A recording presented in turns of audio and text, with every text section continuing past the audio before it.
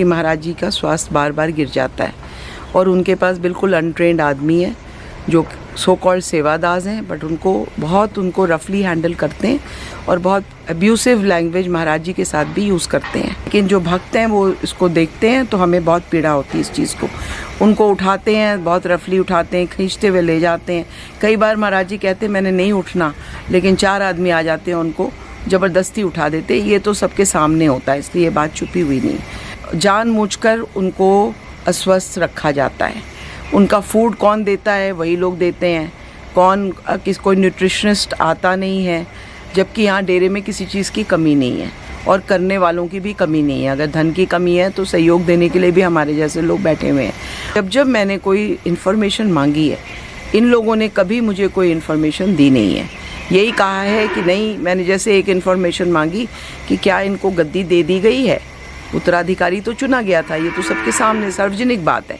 तो ये कहा जाता है कि हाँ उनको गद्दी दे दी गई है। मैंने कहा अगर गद्दी दे दी है तो हमसे शेयर कर दो आप इन्फॉर्मेशन, ताकि हमारा भी उनके प्रति एक भाव जागृत हो कि हाँ भाई अब ये गद्दी के पे बैठ चुके हैं, महाराज जी ने इनको दे दी है।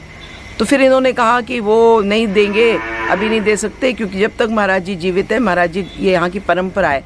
मैंने कहा ऐसा परंपरा नहीं है, क्योंकि महाराज जी के गुरुजी ने अपने जीते जी गद्दी दे दी थी, तो ऐसी परंपरा नहीं है कि महाराज जी उनको गद्दी नहीं दे सकते। दूसरी बात ये है कि ये इन्फॉर्मेशन जब मांगते हैं तो ये इतने अपसेट क्यों हो जाते हैं लोग? ये इसलिए, सिर्फ इसलिए कि ये मुझे यहाँ से निकालना चाहते हैं, क्योंकि मैं महाराज जी के लिए लड़ रही हूँ। मैंने ये ओपनली बोल दिया है कि मुझे शक है कि महाराज जी के स्वास्थ्य के साथ खिलवाड़ किया जा रहा है। ना ये लोग रिपोर्ट्स हमसे शेयर करते हैं, जो कि सार्वजनिक चीज़ है।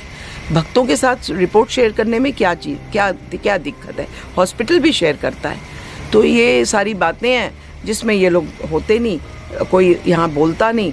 तो इसलिए अब मैं सिर्फ महाराज जी के लिए वेट कर रही हूँ कि वो हॉस्पिटलाइज हो जाए। फिर इन्होंने दिल्ली भी गए, वहाँ भी लोगों से पैसा इकट्ठा किया, चंडीगढ़ भी गए, वहाँ भी पैसा इकट्ठा किया। यही कहा गया कि डेरे के लिए आश्रम बन रहा है, आप सहयोग करो। तो बल्कि मुझे एक वहाँ महिलाएं हैं, मिसेज़ आनंद, उनका फ़ोन भी आया और उन्होंने कहा कि महाराज जी ने तो आज तक 1 रुपया किसी से नहीं मांगा। तो ये कौन सा चलन नया शुरू हो गया कि आप लोग अब दो? उसमें नाम में हेमानंद का नाम है, उसमें सुग्रीवानंद जी का नाम नहीं है, महाराज जी का नाम नहीं है, और ना ही डेरे के नाम पे। और जो गवाह है वो भी डेरे का कोई व्यक्ति नहीं है, उनके अपने बहनोई हैं। और महाराज जी का ये जो हाल हो रहा है, इसमें थोड़ा सा जागरूक होकर खाली प्रार्थना करने से नहीं होगा, हमें एक्शन भी लेना पड़ेगा इसमें, क्योंकि यहाँ पे सब रिलेटेड हैं एक दूसरे से। देखिए, तो इसलिए वो मुझे आउटसाइडर समझ के मुझे तो यही कहते हैं कि डेरे को बदनाम करने के लिए आ गई है, जबकि मैंने ऐसा कुछ भी नहीं कहा। मैं महाराज जी को जानती हूँ, बहुत बड़े योगी हैं, वो महायोगी हैं।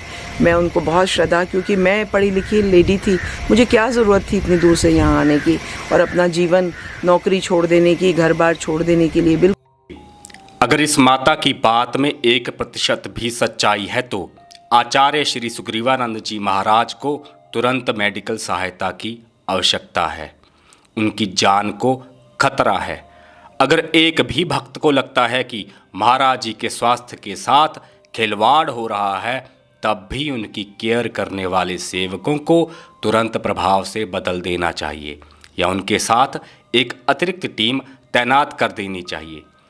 गुरुदेव की शिष्या प्रेमिंदा कुंद्रा का आरोप है कि कृष्ण स्वरूप महाराज काल कोठरी में बंद हैं। एक षड्यंत्र के तहत भक्तों को उनके गुरु से मिलने नहीं दिया जाता। आयु एक कारण हो सकता है, लेकिन यह भी सत्य है कि कुछ वर्ष पूर्व गुरु महाराज जी को दवा की ओवरडोज दी गई थी। भक्त कहते हैं कि गुरुदेव ने स्वयं ये कहा था कि उन्हें जमीन पर लेटा दिया गया था, गंगाजल और तुलसी मुंह में डाल दी गई थी। उनके स्वास्थ्य के बारे में गलत अफवाह फैलाकर खजाने की चाबी चुराकर धन चोरी कर लिया गया था। यानी डेरे में कुछ लोग हैं जो गुरुजी की मंगल कामना नहीं चाहते। वे नहीं चाहते कि गुरुजी ठीक हों। भक्त कहते हैं कि इस प्रकार से नींद की गोलियों का दुरुपयोग जहर देने की श्रेणी में आता है। प्रेमिंदा माता ने साहस दिखाकर एक प्रेस कॉन्फ्रेंस में कहा था कि गुरुजी को जहर दिया जा रहा था। उस समय डॉक्टरों ने भी यह जान लिया था कि दवा के गलत प्रयोग से ही गुरुजी का स्वास्थ्य बिगड़ा था। मगर ऊना के किसी न्यूज़ चैनल अखबार ने यह खबर नहीं चलाई। हम भी ये खबर पूरे शोध और भक्तों से हुई गहन वार्ता के बाद ही दिखा रहे हैं। महाराज के शिष्य हेमानंद जी बताते हैं कि गुरु जी को अल्जाइमर रोग है, जबकि असंख्य भक्तों का कहना है कि ऐसे रोग की जानकारी और रिपोर्टें बार बार मांगने पर भी उनसे साझा नहीं की गई हैं। गुरु जी का उनकी देखरेख में चेकअप कराया जाए। वे गुरु जी को वर्तमान सेवकों के चंगुल से छुड़ाना चाहते हैं। माता प्रेमिंदा कुंद्रा ने पिछले हफ्ते हिमाचल सरकार को एक शिकायत भेजी थी कि बाबा डेरा में स्थिति ठीक नहीं है। वहाँ बाबा जी की स्वास्थ्य संबंधी बातों को छिपाया जाता है। उनकी बीमारी का क्या डायग्नोज बना, इलाज क्या चल रहा है, रिपोर्टें क्या कहती हैं, इत्यादि इत्यादि। भक्तों का आरोप है कि बाबा जी को किसी से मिलने नहीं दिया जाता। पिछले 60 वर्षों से गुरु जी का आशीर्वाद ले रहे घनश्याम धीमान ने बताया कि गुरु जी के निवास स्थान का कमरा जब खटखटाया तो मुझे शिव नाम के व्यक्ति ने कहा कि गुरुजी भोजन कर रहे हैं, प्रतीक्षा करें। मैं बार बार दरवाज़ा खटखटाता रहा। 1 घंटे में कई बार आवाज़ लगाई लेकिन दरवाज़ा नहीं खुला। बस कुछ समय के लिए सेवादार उन्हें पहली मंजिल पर स्थित निवास स्थान से नीचे धोने पर लाते हैं और थोड़ी देर बाद ही वापस ले जाते हैं। घनश्याम बताते हैं कि जब मैं उनके साथ फेरी लेने लगा तो मुझे रोक दिया गया। फिर जब ऊपर कमरे में मिलने की कोशिश हुई तो फिर से बाधा उत्पन्न कर दी गई। मैं अपने गुरु महाराज से नहीं मिल पाया। मैंने हेमानंद जी से भी संपर्क किया तो उनके चेलों ने कहा हेमानंद उनसे मिलना नहीं चाहते। 3 घंटे इंतजार के बाद जब संपर्क हुआ तो हेमानंद जी ने मुस्कुराते हुए मुझे टाल दिया। घनश्याम बताते हैं कि हम गुरु जी को पीजीआई चंडीगढ़ अपनी निगरानी में लेकर जाना चाहते हैं। कुछ लोगों ने गुरु जी को कैद कर रखा है और उनकी सेहत के बारे में समस्त भक्तों को अंधेरे में रखा जाता है। हेमानंद और उनके साथियों का व्यवहार अत्यंत संदिग्ध लग रहा है। हेमानंद का आचरण बहुत आपत्तिजनक है। तो जब मैं नॉक किया, दरवाजा किया, खोलिया नहीं तो मैं शिव ने टेलीफोन किया तो शिव बोला कि मैं महाराज जी ना तो लेट नाल उठेगे तो रोटी खा रहे तो उन्होंने खोटी रोटी खाना बहुत टाइम लगता तो जो वेट करो। तो मैं वेट किया, फिर भी कई दफा नॉक किया था, खोलिया नहीं। फिर उन्होंने आधे घंटे बाद बोल दे कि मेरे कई दफा नॉक करने के बाद बोल दे कि नहीं महाराज जी थल्ले आ रहे हैं। मेरा थल्ले नाल मैं लोगों भी तो तुझे 5 मिनट रुक दे, घुमान देगे ले जान देगे। मैं उस वेले क्या गल करूंगा? मैं महाराज जी ना इतना प्रैक्टिकली देखना चाहता गा। तो बस फिर गोल गोल फिर थल्ले ले गए गल करते ना, मैंने वेट करके फिर मैं महाराज जी ने व्हील चेयर जब लेके जा रहे, मैं महाराज जी नाल फेरी ली धोने दी। मना करते थे, मैं बोला नहीं, मैं जबरदस्ती गया फेरी ली। महाराज जी का कंडीशन देखा, बहुत डिटेरियट कंडीशन थी उन्होंने। अपना हाथ उठा के भी मत्थे पर पहुंची नहीं लगा सक रहे थे। हाथ भी सुधिया, सब भी सुधियागा। तो फिर मैं महाराज बाहर चेयर रोकिया, ये लोग लेके जा रहे, मैं रोकिया रुको। फिर मैं महाराज जी ने मत्था टेकिया, महाराज मैं समझाया महाराज जी मैं घनश्याम, तो उन्हें देखते रहे। इससे ये सेम प्रोसेस सेकंड दिन होया। ये मतलब मेरे नाल फिर ये होया इन्होंने ਤੁਸੀਂ ਉੱਪਰ ਬੈਠ ਕੇ ਕੱਲੇ ਚ ਗੱਲ ਹੋਈ ਤੁਹਾਡੀ ਉੱਪਰ? कोई नहीं हुई, जान नहीं देता। सुनो ये गल होर। हाँ जी। मैं फिर हेमानंद को गया, हेमानंद को गया मैं और होर दोनों है महाराज जी दे जे भांजे है ना बुजुर्ग लोग, वो नाल सीगे। तो हेमानंद उन्होंने बंदा मुंडा खड़ा सी, मतलब बोलो हेमानंद मैं मिलना है, वो मेन बिल्डिंग च रहंदे गए। वो बोलता मैं नहीं मिलना चाहता हूँ। बोला अरे कल तो साड़ी मेरी इतनी अच्छी गल सी, और हम कहना क्या हो गया? वो डिनाई कर रहा। कोई भी अथॉरिटी पुराना भक्त हैगा 40-50 साल का और रिनाउंड भक्त हैगा, और तुसी उन्हें मना कितना कर सकते कि मैं नहीं मिलना चाहता? यार how you can say not मिलना चाहता? ये पब्लिक इंटरेस्ट, ये पब्लिक की पब्लिक ट्रस्ट हैगा, प्राइवेट ट्रस्ट नहीं हैगा। You can not deny it. उसके बाद फिर रात को एक इन्होंने भांजा हैगा महाराज जी का, बड़े बड़े महाराज जी का, मैं उन्होंने भेजा, उन्होंने भी रिफ्यूज कर दिता। मतलब what bloody is going on यार। प्रेमिंदा जी ने भी हेमानंद पर कई आरोप लगाए हैं, जिसमें भक्तों से भारी मात्रा में धन एकत्रित करना भी शामिल है। हिमाचल प्रदेश के ऊना जिले में नारी नामक गांव में 150 वर्ष पुराना मठ है, जिसे डेरा बाबा रुद्रानंद जी महाराज या बाबा डेरा के नाम से जाना जाता है। रुद्रानंद जी एक महान योगी थे। उन्होंने अपने कठोर तप से इस पावन भूमि में दिव्यता का वास कराया और डेरे की स्थापना की। उनके बाद आए गुरुओं ने भी अटल धोने की अग्नि को प्रज्वलित रखा। 1952 में आचार्य श्री सुग्रीवानंद जी महाराज इस गद्दी के 5वें महंत बने थे। प्रेमिंदा जी कहती हैं कि असंख्य सिद्धियों के स्वामी सुग्रीवानंद जी स्वयं ये लीला रचा रहे हैं। जब वे स्वस्थ थे तब एक झोंपड़ी में भी उनके चरण पड़ते तो वह महल बन जाती थी। जिस भी परिवार को उनका आशीर्वाद मिला वह तर गया। भक्तों के घर भरे तो डेरे का खजाना भी भरने लगा। नारी, यमलहड़, दिल्ली और हरिद्वार में नए भवनों का निर्माण और पुराने डेरों का जीर्णोद्धार हुआ। तपस्थली जब धन से भरने लगी तो कुछ लोभी सेवक तप को भूलकर धन की उपासना करने लगे। भारत भर में अनेकों उदाहरण हैं जहां सनातनियों के शक्ति स्थलों पर धन के लिए राक्षसी और आसुरी शक्तियों ने आक्रमण किए। तपस्वियों के यज्ञ में विघ्न डालने का चलन युगों से जारी है। ऐसा ही कुछ बाबा डेरा में शुरू हो गया है। कुछ बिंदु हैं जिन्हें प्रेमिंदा जी और तमाम भक्तों, ट्रस्टी और डेरे से जुड़े अनगिनत सनातनियों ने उठाया है। इसमें कई गंभीर आरोप इस पावन मठ की गद्दी के उत्तराधिकारी हेमानंद जी पर भी लगे हैं। जब स्पष्ट हो गया था कि गुरुजी को नींद की गोलियां दी जा रही थी तब हेमानंद जी ने एक्शन क्यों नहीं लिया, जबकि उस समय वे अपनी अलग से सत्ता स्थापित कर चुके थे। मात्र 1-2 सेवादारों को क्लीन चिट और डेरे से निकाल कर छोड़ दिया गया। इस महापाप की जड़ तक क्यों नहीं पहुंचा गया? आरोपियों को किसने बचाया? नोटबंदी के समय किस सेवक ने कितना धन निकाला, उसकी लिस्ट को ट्रस्ट से साझा क्यों नहीं किया गया? कोरोना के समय गुरुजी की मृत्यु की अफवाह किसने और क्यों फैलाई? किसने कहा कि डॉक्टरों ने गुरुजी को ना कर दी है, जबकि डेरे से अस्पताल जाते ही जब नशीली दवा का असर कम हुआ तो गुरुजी को स्वास्थ्य लाभ हो गया था। आखिर उन कपटी सेवकों को के हटते ही गुरुजी की सेहत में सुधार क्यों हुआ और कैसे हुआ? जब एक बार पता चल गया था कि लोभी सेवक उनकी जान के दुश्मन बन गए हैं तो एक माहिर मेडिकल टीम का गठन क्यों नहीं किया गया?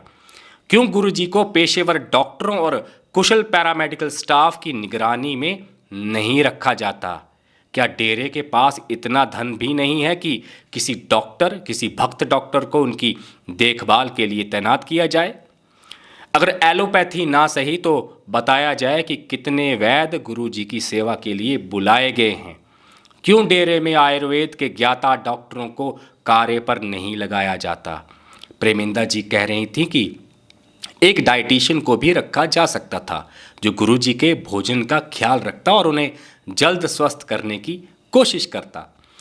अभी तक के प्रकरण से सिद्ध हो जाता है कि गुरुजी को कुछ लोग ठीक होता नहीं देखना चाहते। हेमानंद जी जब धन अर्जित करने में लगे थे तब सारा ध्यान बाबा जी के स्वास्थ्य पर क्यों नहीं था? क्यों बार बार हेमानंद जी एक गृहस्थ और माया में बंधे साधारण व्यक्ति जैसा व्यवहार करते रहे?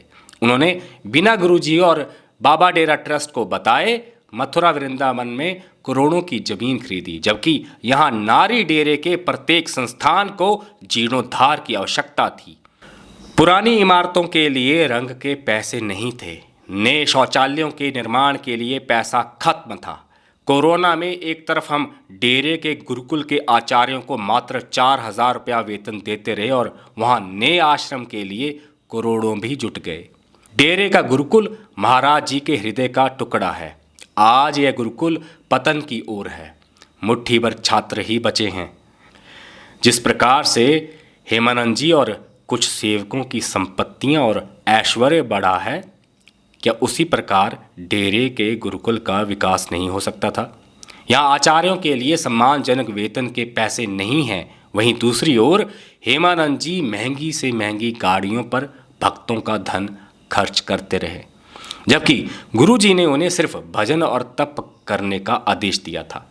यह गुरु की आज्ञा नहीं थी कि वे किसी निर्धन ब्राह्मण की जमीन हड़पते। एक शिष्य की ऐसी कौन सी मजबूरी थी कि वह अपने गुरु की आज्ञा को भुलाकर धन की ओर आकर्षित हो गया? क्या हेमानंद जी नहीं जानते थे कि मथुरा की करोड़ों रुपए की जमीन खरीदने से अधिक जरूरी था कि मौजूदा डेरे को सुधारा जाता? हालांकि कागजों पर मथुरा जमीन का दाम लगभग 1 करोड़ रुपए बताया गया है, लेकिन उसकी असल कीमत बहुत अधिक है। मैं उन भक्तों का भी आह्वान करना चाहता हूं जिन्होंने हेमानंद जी को धन दिया है। वे ट्रस्ट को बताएं कि किसने कितना धन दिया। डेरे के पास हेमानंद जी को मिलने वाले धन की कोई जानकारी नहीं है। आज इन शौचालयों में कुत्ते हड्डियां ला ला कर जमा कर रहे हैं।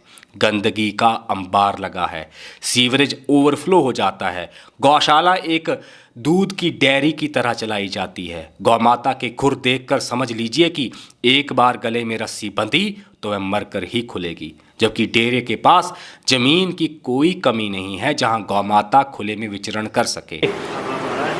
ਇਹ ਖੁਰ ਕੇ ਵੱਡੇ ਹੋਈ ਇਹਨਾਂ ਦੇ ਖੁਰ ਫਿਰ ਇੱਥੇ ਵੱਜੀਆਂ ਰਹਿੰਦੀਆਂ ਨਾ ਬੱਜੀ ਰਹਿੰਦੀ ਤਾਂ ਕਰਕੇ ਹੋਇਆ ਤੇ ਇਹਨਾਂ ਨੂੰ ਸੈਰ ਨਹੀਂ ਕਰਾਉਂਦੇ ਨੇ ਘੁਮਾਉਂਦੇ ਕਿ ਨਹੀਂ ਚਰਾਉਂਦੇ ਇਹ ਹੀ ਜਾਣ ਡੇਰੇ ਵਾਲੇ। जानकार बताते हैं कि हेमानंद जी डेरे से विमुख होकर अपने माता पिता बहन बहनोई के साथ जाकर जब जमीन खरीद रहे थे तब रजिस्ट्री में गवाह बहनोई विपिन शर्मा को ही बनाया गया। क्या ब्रह्मचारी साधु को अभी भी अपने परिवार से मोह है कि सब एक साथ भक्तों के धन को खर्च कर रहे हैं? हेमानंद मांगते गए और भोले भाले भक्त देते गए। लोग तो बातें करेंगे ही जब हेमानंद जी के साथियों ने एक निर्धन ब्राह्मण से पैसा वसूलने के लिए उसकी ज़मीन को बिकवा दिया।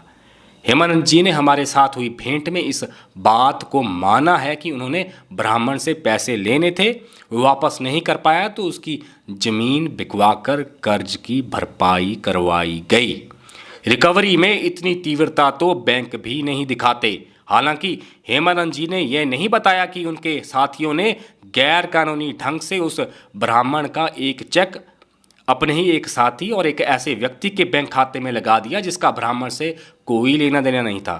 जब ब्राह्मण उस व्यक्ति के पास गया और पूछा कि भैया मैंने आपके कौन से 3.5 लाख रुपए देने थे, तो उक्त व्यक्ति ने कहा कि मुझसे क्या पूछते हो, डेरे से पूछो।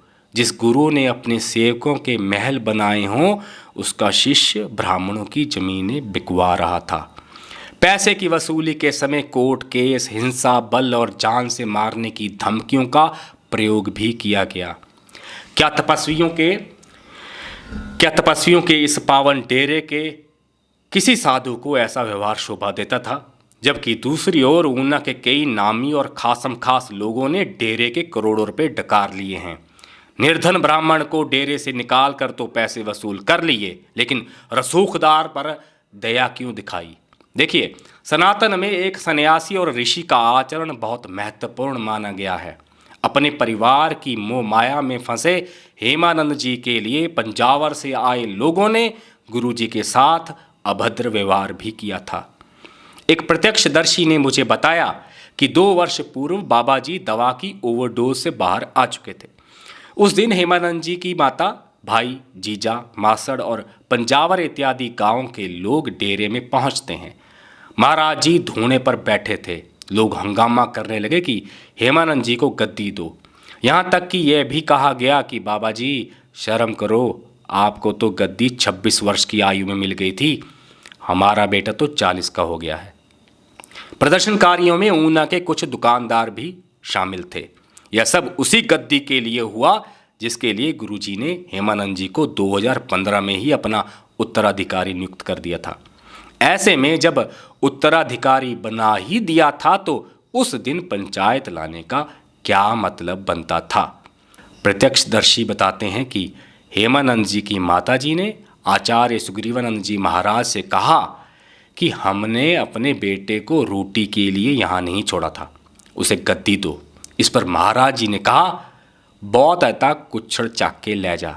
यानी गुरु जी पर लगातार गद्दी छोड़ने का दबाव यह बात सिद्ध करता है कि हेमानंद जी को तपस्या से अधिक गद्दी और धन का मोह है। ऐसा मोह सत्य सनातन वैदिक धर्म के किसी भी तपोस्थान के लिए शुभ संकेत नहीं है। इन संकेतों को देखते हुए ही गुरुजी ने अपनी वसीयत कई बार बदली।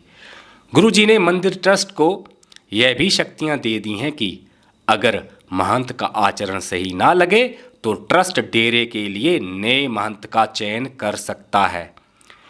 हेमानंद जी पर एक और आरोप लगता है कि उनका संबंध उन पूर्व सेवकों से भी है जिन्हें गुरु महाराज जी पसंद नहीं करते, जिन पर आरोप है कि उन्होंने ही गुरु जी की सेहत से खिलवाड़ किया था, गुरु जी के साथ छल किया, उनके भरोसे को तोड़ा। डेरे से निष्कासित हुए वही लोग आजकल हेमानंद जी के साथ चाय की चुस्कियां कैसे ले सकते हैं। हमें यह भी पता चला है कि धूने के ऊपर लगे सीसीटीवी को हेमानंद जी के कहने पर हटा दिया गया था। आप हैरान हो जाएंगे कि पिछले कुछ समय से मंदिर ट्रस्ट के बैंक खाते में धूने की चढ़त का 1 रुपया भी जमा नहीं हुआ है। श्रद्धालु जो भी चढ़ाते हैं वे कुछ सेवक उठा लेते हैं। धन उठाते हुए उनकी वीडियो ना बन जाए इसलिए हेमानंद जी ने वहां कैमरा नहीं लगने दिया। और यही हेमानंद जी हैं जिन्होंने मथुरा में करोड़ों रुपए की ज़मीन खरीदी है, और वह भी अपने नाम। चंदा डेरे के नाम मांगा और ज़मीन अपने नाम कर ली। अब जब उनकी चोरी पकड़ी गई तो वह कह रहे हैं कि मैं ज़मीन डेरे के नाम कर दूंगा। सनातन धर्म में साधु का कार्य भजन है। ज़मीनों की डीलिंग के लिए गुरुजी ने ट्रस्ट की स्थापना कर रखी है। इस प्रश्न का उत्तर जब मैंने हेमानंद जी से पूछा तो उनका कहना था कि ट्रस्ट के कुछ लोग उनके खिलाफ हैं, इसलिए उन्होंने अपने नाम ज़मीन ले ली थी, जबकि ट्रस्ट का एक संविधान है जो पारदर्शी ढंग से कार्य करने के निर्देश देता है। देखिए, ये सच है कि कुछ लोग हेमानंद जी को बहुत आस्था और आदर के भाव से देखते हैं, परंतु ज़्यादातर लोग यह नहीं जानते कि आचार्य सुग्रीवानंद जी महाराज हेमानंद जी को गद्दी देकर प्रसन्न नहीं थे। उन्होंने दबाव में आकर उन्हें अपना उत्तराधिकारी बनाया था। इस गद्दी पर चर्चा कभी भी हो सकती है, मगर इस समय गुरु महाराज को बचाने के प्रयास होने चाहिए। भक्तों को लगता है कि गुरु जी की जान खतरे में है। कुछ वर्ष पूर्व डेरे में एक रिवॉल्वर भी मिली थी, यानी उनके विरुद्ध लंबे समय से षड्यंत्र चल रहे थे। इस समय अधिकतर ट्रस्टी, पूर्व ट्रस्टी, भक्त और स्वयं प्रेमिंदा जी भी चाहती हैं कि बाबा जी का किसी अच्छे अस्पताल में चेकअप और इलाज शुरू हो। 24 घंटे उन्हें मेडिकल सेवाएं उपलब्ध कराई जाएं। मौजूदा स्टाफ को ट्रस्ट आसानी से बदल सकता है। ये सारी शक्तियां ट्रस्ट के पास मौजूद हैं। ट्रस्ट बाबा जी के सभी सेवकों को तुरंत प्रभाव से बदल देगा तो गुरुजी ठीक हो जाएंगे, जबकि हेमानंद इस पक्ष में नहीं है कि गुरुजी की देखभाल करने वाली इस टीम को बदला जाए। आरोप सच्चे हैं या झूठे हैं, इसके लिए बाबा जी के भक्तों की एक जांच कमेटी या एक्सपर्ट टीम बने, जिसमें पूर्व जज, डॉक्टर, गुरुजी के परम भक्त, संत समाज के लोग, हेमानंद जी, प्रेमिंदा जी, डेरे के मैनेजर भारद्वाज जी, डेरे की प्रेस सचिव और प्रशासक सरोज जी और बाबा जी के भक्त घनश्याम जी और कुछ मौजूदा ट्रस्टी व पूर्व ट्रस्टी शामिल किए जा सकते हैं। कुछ लोग कह रहे हैं कि डेरे का सरकारीकरण हो जाए। ऐसे लोगों को मैं यही कह सकता हूं कि भारत की ज़्यादातर सरकारें हिंदू विरोधी रही हैं और हिमाचल की सरकारें तो हमारे मंदिरों की दशकों से भूखी हैं। हिंदुओं में अपने मठ मंदिरों को संचालित करने का कॉन्फिडेंस और आत्मविश्वास कब जागेगा ये नारायण ही बता सकते हैं। सदाशिव मंदिर तलमेड़ा के रूप में हमारे पास एक उत्कृष्ट उदाहरण है, जहां लोकल ट्रस्ट सरकार से लड़ते हुए मंदिर को बहुत अच्छे से संभाल रहा है।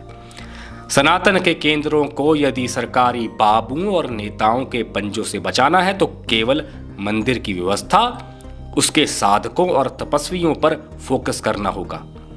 गुरु महाराज जी को भी गृहस्थ साधकों ने 7 दशकों से घेर रखा है। प्रत्येक भक्त चाहता है कि गुरुजी एक बार उनकी ओर देख लें, सिर पर हाथ रखें, उनके घरों में चरण डालें, अपने श्रीमुख से ज्ञान की गंगा बहाएं। गुरुजी के लाखों अनुयायी हैं, लेकिन जब उन्हें भक्तों की सबसे अधिक आवश्यकता है तब 2-4 लोग ही आगे आए। गुरुजी की परम शिष्या प्रेमिंदा जी कहती हैं कि गृहस्थ भक्तों के लिए गुरुजी ने अपना शरीर गला दिया है, डेरे के खजाने खुले छोड़ दिए। आज हमारे मठ मंदिरों का पैसा ही सनातन का शत्रु बन बैठा है।